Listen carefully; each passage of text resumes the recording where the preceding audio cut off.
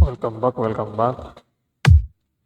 Best friend ni Dalaga, Bianjay, umiyak. Ang dahilan. Shoutout sa inyong lahat. Magandang umaga, magandang gabi, magandang araw sa ating lahat. Ito po ang ating reaction video. Ito po si best friend Grace ay umiyak na. At Bianjay handa nang tanggapin itong desisyon kung ano man pag-alis dito po sa Kalingap. Kaya ito ating pagkasubaybayan. Ito po nga pahayag ni Grace, best friend na Bianjay. Labis malungkot pong si Grace dahil sa comment ni Bianjay na handa na siya di umano tanggapin kung ano ang magiging desisyon Kalingap sa kanya. At ito'y paiwating kung saan ito na ay nagbabadya na paglisan ni Bianjay sa Kalingap. Kaya itong si Grace ay maluluwa at sinabi na handa na tanggapin pong desisyon ni Bianjay at hayaan na. Itong sabi ni Bianjay na handa na siyang tanggapin kung ano po ang desisyon at mangyayari. Ito ang ating pakinggan, itong pahayag ni Grace. Ito po sa kanyang live stream. Makikita po natin itong pahayag ni Miss Friend Grace Matubang. Ito ating saglitan ng malungkot na muka ni Grace. Ito natin makikita at masubaybayan. Ito, nakita po natin punas na ng luwa itong si Grace. Paiwating na talaga nalulungkot itong si Grace sa maaaring mangyari sa kanyang best friend na si Bianjay. Kita natin na tuloy pa rin nagluwa ni ngayon lang ako nagsalita ng Grace.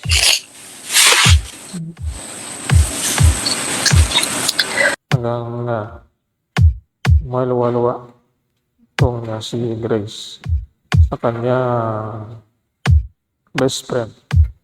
Ano man ang mangyayari at ano man ang desisyon ay ito nakakalungkot sa pangyayari ito sa kanyang best friend na si Bianjay. Pakinggan pa natin ang pahayag ni Grace. wait Ito nakita natin na medyo saan nagkaroon siya ng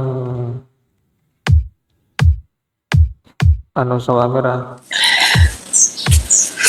At bigyan natin ng alam naman po ni BJ na kasi alam naman po ni Bianjay na alam naman ni BJ na madami kami nagmamahal.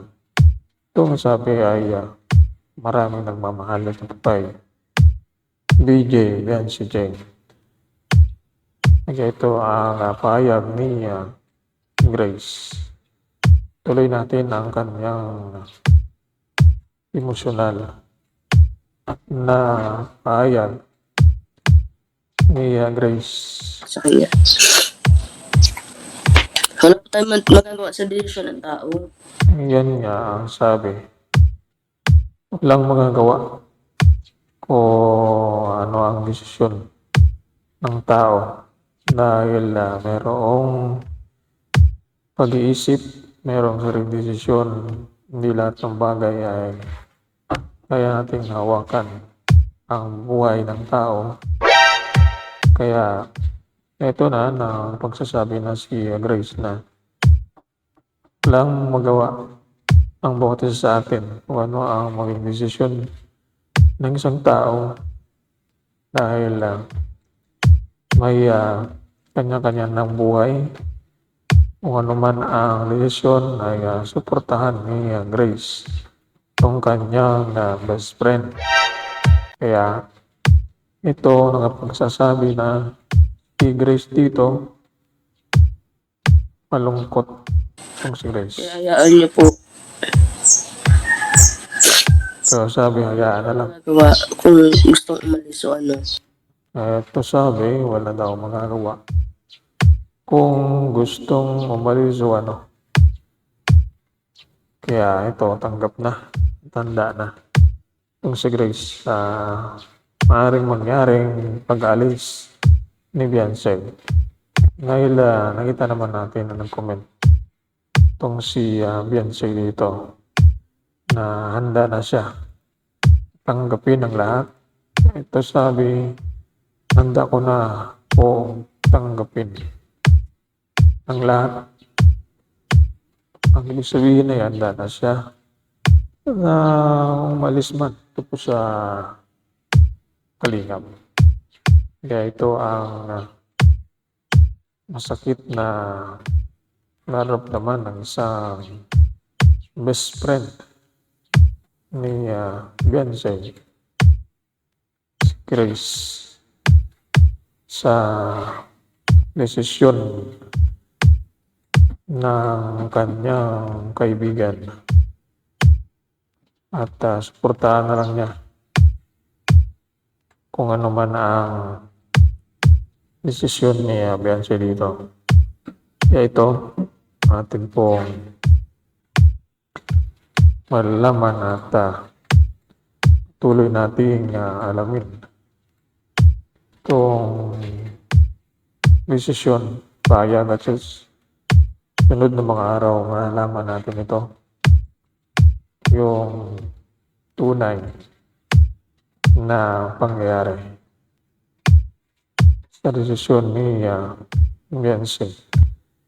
Kaya ito ang ating reaksyon dahil si Grace ay sobrang nalungkot. Pero tanggap pa rin niya itong mangyayari ito sa desisyon ni Beyonce na sakaling maalis ito sa Kalingap dahil ang mga magulang ang nagdesisyon na siya po ay aalis at ito na makita natin na handa na itong si Beyonce sa pag-alis sa Kalingap at hayaan na lang kung ano ang plano ni Beyonce at ang ng kanyang pamilya. Ito ang ating update sa ating pong inabangan. Pamilya ni Beyonce na desisyon at Beyonce handa na rin. At itong kaibigan, best friend, nalungkot ito sa pahayag ni Beyonce na paiwatig na siya ay alis na sa Kalingap.